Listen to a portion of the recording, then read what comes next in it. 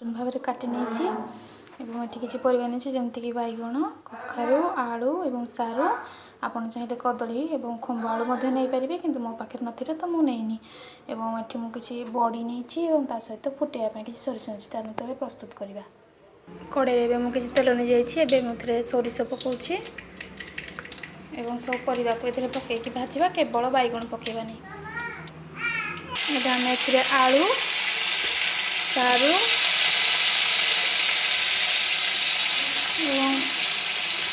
कखारु को पकई नवा भल भाव में भाजी नवा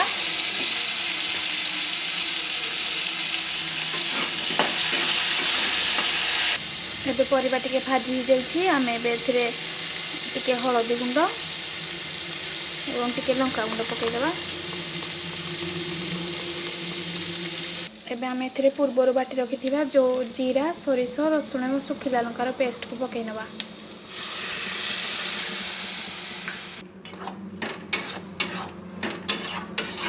मात्र 1 ରୁ 2 मिनिट भाजवा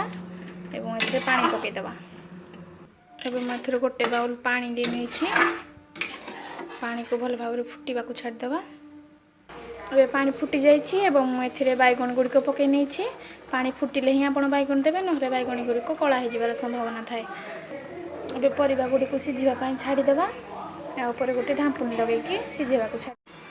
फ्रेंड्स देखु ए मसलाटी पूरा सुखिला हो जाए सब परिवा सीझी जाइए भल भाव में कुटी नवा एवं एथिरे आमे काटिकी रखिथिबा साग को पकेना आके में भल भाव में मिसई नेबा मसला सहित फ्रेंड्स आप निश्चित भाव रेसिपी को ट्राए करेंगे यही रेसिपी को आप गरम भात सहित खाई पारे आम ढांपुणी लगेदेवा जमी साग गुड़ी को भल भाव में सीझी फ्रेंड्स आमर साग ए मसला सहित भल भाव में मिसी जाइए आपण मैंने देखिपे सागटी केते कलरफुल होती बहुत टेस्टी होता है तेणु चलतु ए बाहर करके बघारियापी रेडी करवा फ्रेंड्स मु साग को बघारियापी तेल पकई नहीं आम ए सोरिष पकईबा सोरिष भल भाव में फुटीगला आम ए छेचा होता रसुण और 2टी कंचा लंका को पकईबा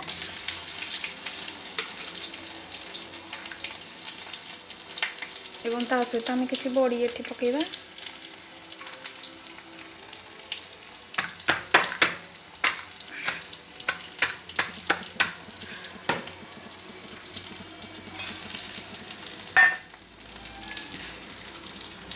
बड़ी को तेल सहित भल भाव में भाजी नवा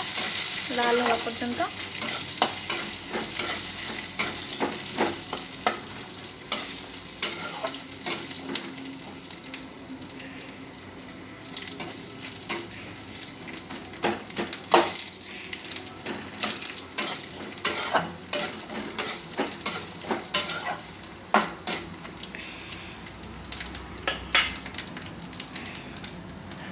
देखो फ्रेंड्स आमर ए फुटण रेडी हो जाए आम ए भाग को पकईदेवा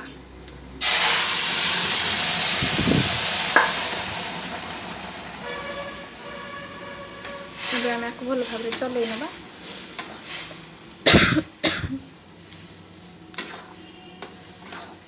आम ए आवश्यक मुताबक लुण पकईबा देखो फ्रेंड्स साग ए रेडी हो जाए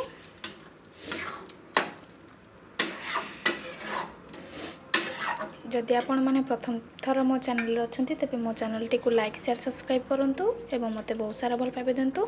फ्रेंड्स एबे हमर लंच रेडी हो जाइए तो मुझे आपको पुणी थर देखे मुझे आज कौन कौन बनई तो मुझे आज बनई उषुना भात